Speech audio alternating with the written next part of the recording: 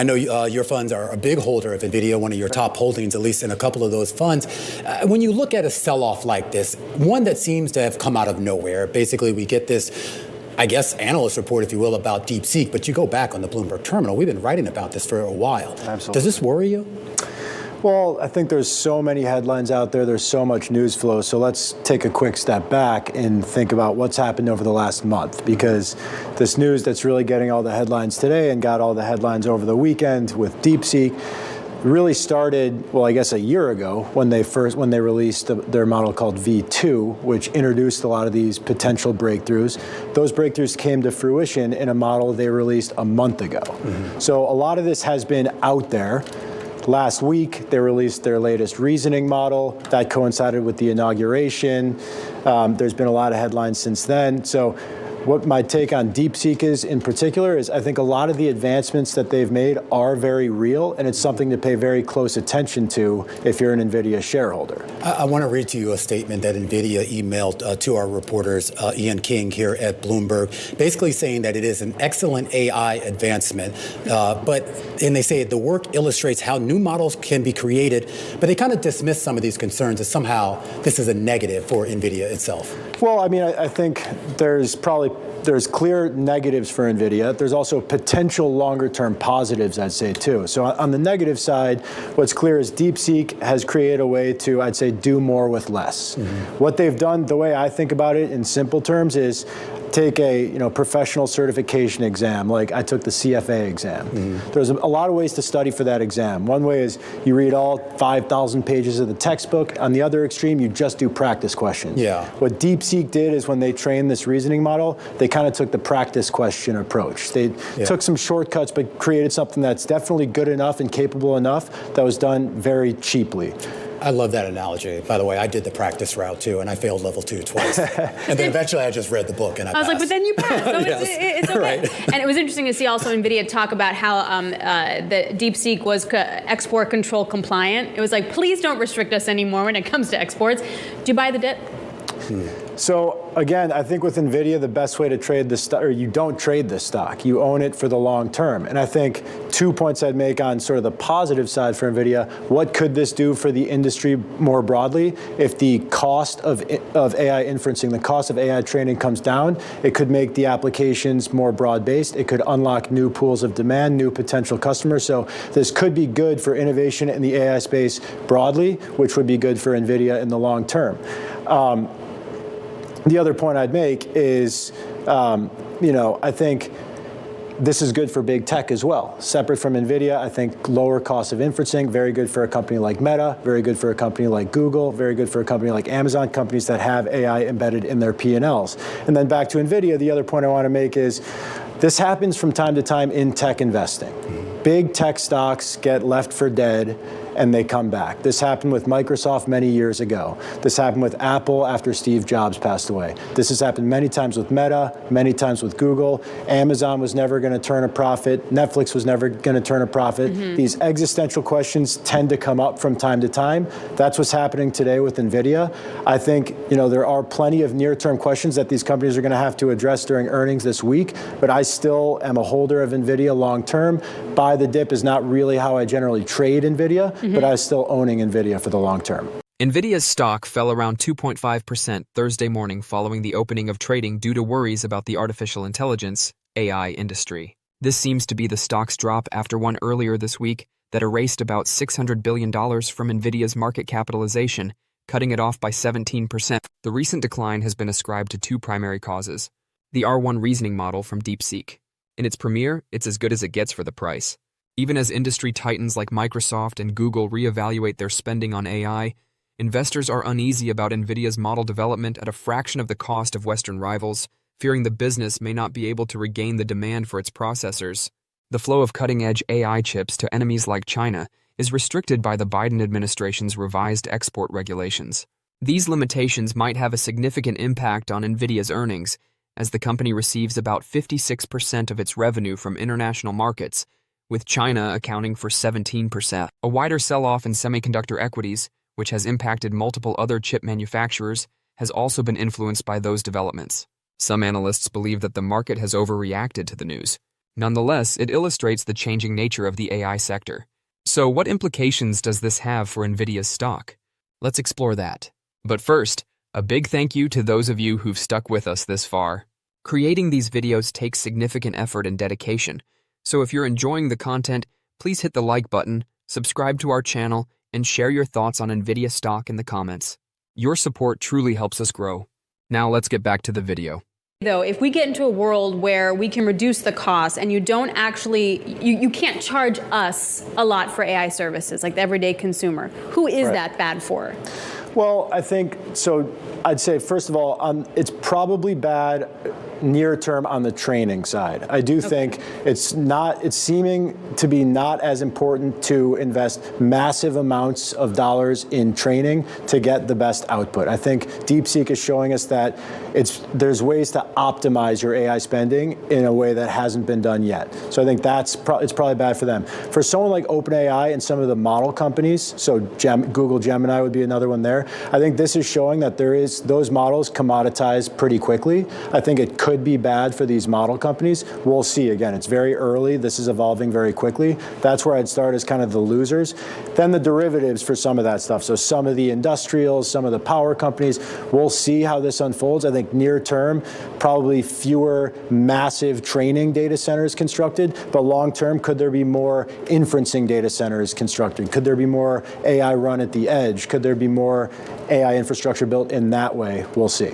I am curious as to, you mentioned some of the earnings we're going to get. We're going to start to hear from some of the hyperscalers and some of basically the buyers, the ones that have been investing a lot of money in this. Do you think we're going to hear any sort of material change in the amount of money that they've committed to these projects? Well, Romain, that's one of the really interesting things about the last week. So this R1 model from DeepSeek was launched on Monday. And then the next day you had this Stargate announcement with Oracle and OpenAI, and we can debate how real that is, but a $500 billion AI investment program.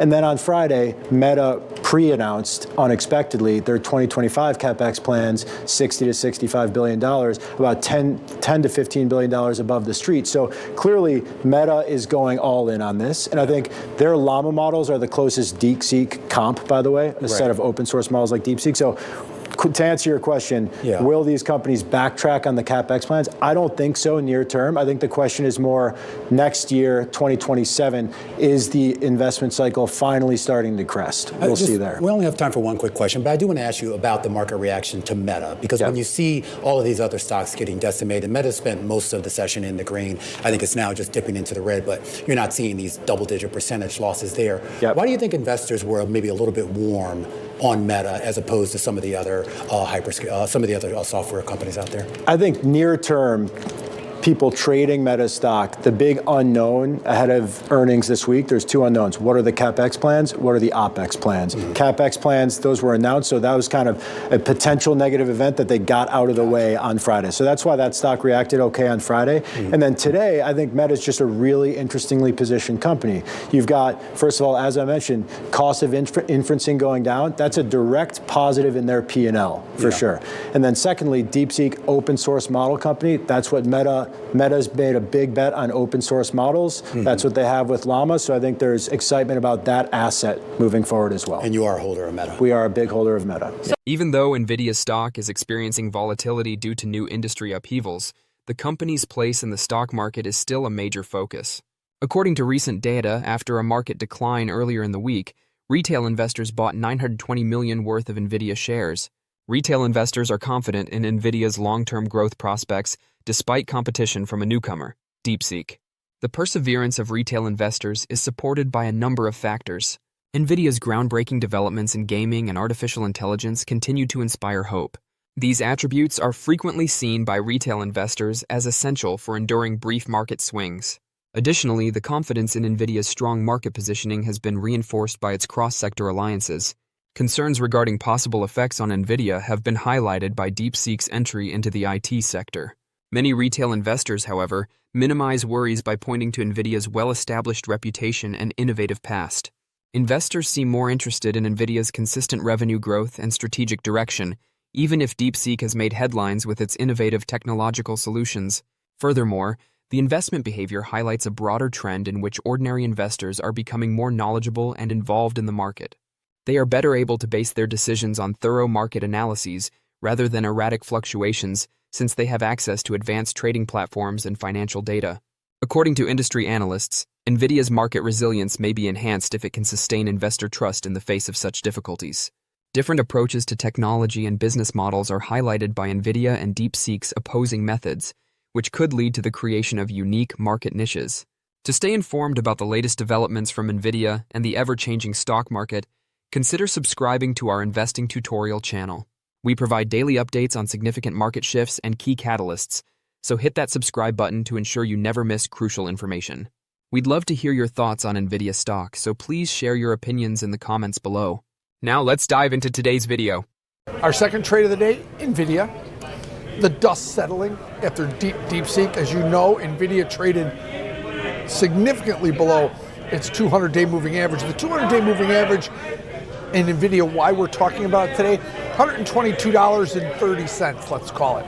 It's holding, actually, it's just, since we've been, in the last 10, 15 minutes, it has sold off back down below that level of $120. Now it's trading $119.37. So, the paper money trade we're looking at here, the call diagonal in Nvidia, buying the 123 call in the February 21st. Now, careful, because February 26th is the earnings for Nvidia. So you have to be careful trading ahead of it and then after it. So make sure always when you're trading, make sure you know when the earnings event is. And this time in Nvidia, it's February 26th is what they're looking at. So, buying the February 21st 123 call, selling next week's February 7th 130 call. Now we put that in at 465, probably trading less than that now. Yeah, it's trading closer to $4 now. So it has lessened in price as the price of Nvidia has gone down. You can adjust either the strikes or you can adjust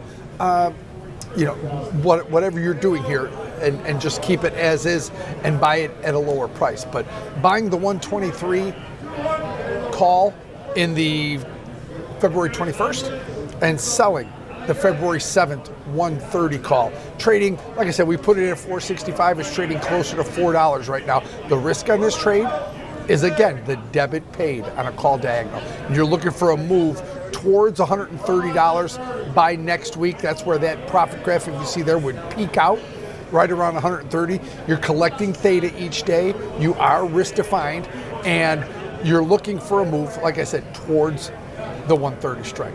Okay, there's our earnings play in Apple, the double calendar, and a bullish call diagonal in Rapid innovation and the uptake of cutting-edge technologies continue to be the main drivers of the technology sector. Globally, technological advancements are having a profound effect on people's lives, businesses, and economies. The combination of AI and ML is transforming processes, increasing output, and opening up new revenue streams. To remain competitive, increase consumer interaction, streamline processes, and spur innovation in their goods and services, businesses all over the world are experiencing digital transformation. The technology sector has continuously outperformed other sectors and has significant development potential. The S&P 500 Information Technology Sector Index increased by about 37% in 2024, outperforming the S&P 500 index as a whole by an astounding 11.5%. Tech companies' market capitalizations have skyrocketed as a result of this performance, raising concerns about exorbitant valuations. J.J. Kinahan, CEO of IG North America, said in an interview after the market collapse brought on by DeepSeek's rise that although the market had hit extraordinarily high levels, macroeconomic issues like inflation and rising interest rates still exist. He also contends that the DeepSeek developments gave rise to a reset in tech stocks, which served as a pretext for profit-taking. Earnings and the real returns on those large investments should now be the main focus. Given the continued innovation of digital businesses and the growing significance of automation and digitization in our daily lives, the sector may have a promising future in 2025 and beyond. As the application layer starts deploying generative AI agents throughout end markets, and as the full advantages of AI start to become apparent, I think the next stage of growth may offer chances for software companies. However, progress may not be linear, and investors need to be aware of the macroeconomic climate as a whole, company valuations, and the timing and possible effects of additional technological advancements in the sector. Nvidia develops and produces AI hardware and software, graphics processing units, GPUs, and system-on-a-chip, SoCs. Data centers, gaming, professional visualization, and the automotive industry are its four main markets. In addition to platforms for automated driving and AI enterprise, Nvidia offers end-to-end networking solutions, such as Quantum for InfiniBand and Spectrum for Ethernet, and accelerated computing platforms for data centers.